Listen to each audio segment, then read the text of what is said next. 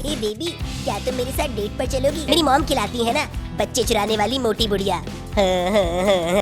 As a 2000 kids मेरे favourite cartoon shows मुझे आज भी बहुत अच्छी तरीके से याद है। Doraemon, Tom and Jerry tales, Ben 10, Chhota Bhim, Pokemon.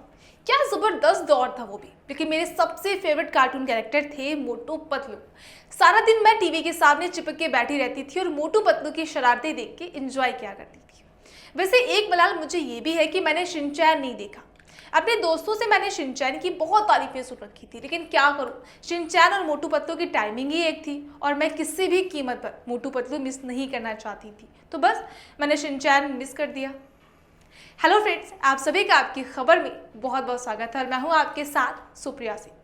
तो भाई, कल मैंने जो खबर सुनी तो मुझे समझ में आ गया कि शिनचैन ना देखना मेरे लिए कितना अच्छा हुआ, है ना।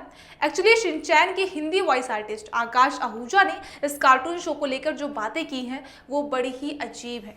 उन्होंने कहा कि एनिमेटेड शो बहुत ज़्यादा अश्लील हुआ करता था, ये इतना भद्दा है कि इसे बच्चे तो क्या, बड़ों को भी नहीं देखना चाहिए।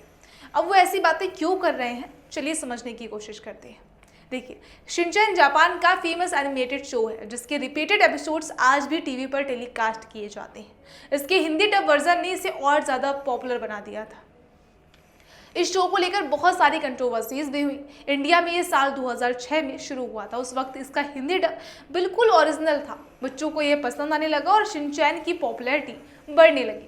मगर जब माँ बाप ने अपने बच्चों के इस पसंदीदा शो पर ध्यान दिया तो पाया कि इसके कुछ डायलॉग्स, शिनचैन की हरकतें बच्चों के मुताबिक ठीक नहीं है, या यूँ कहें कि काफ़ी अश्लील थी। जिसके बाद शो पर केस हुआ और ministry of information and broadcast ने इस पर बैन लगा दिया।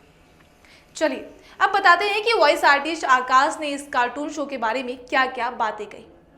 आकाश ने बताया कि यह शो जापान के एडल्ट्स के लिए बनाया गया था। आकाश ने YouTube channel the Mochan mouth को दिए इंटरव्यू में बताया कि जिस वक्त वो शो डब करते थे उस वक्त इंडिया में इसे बैन कर दिया गया था। आकाश बताते हैं कि मैंने शिनचैन को नंगे होकर नाचते देखा है और उसके लिए डब भी किया है, क्योंकि वो लोग कहते थे कि तुम इसे भी डब करो, जो होगा देखा जाएगा।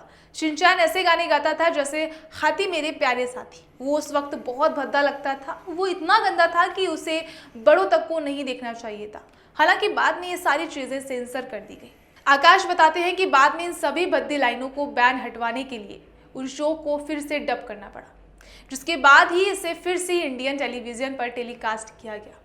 आकाश ने यह भी बताया कि शो में एक लाइन थी, बच्चे चुराने वाली मोटी बुढ़िया। जब तक केस हुआ तब तक हम करीब 150 से 200 एपिसोड्स को डब कर चुके थे, मगर मुझे फिर बुलाया गया और फिर इन सारी आपत्तिजनक लाइनों को बदला गया।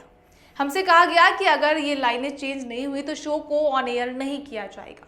फिर हमने ये सारी लाइनें बदली, तब जाकर शिनचैन टीवी पर ऑन एयर हुआ। वहीं आकाश ने बताया कि 10वीं क्लास के बाद उन्होंने शो को डब करना छोड़ दिया था। उन्हें अपने आगे की पढ़ाई पर ध्यान देना था, साथ ही अपनी सेहत पर भी।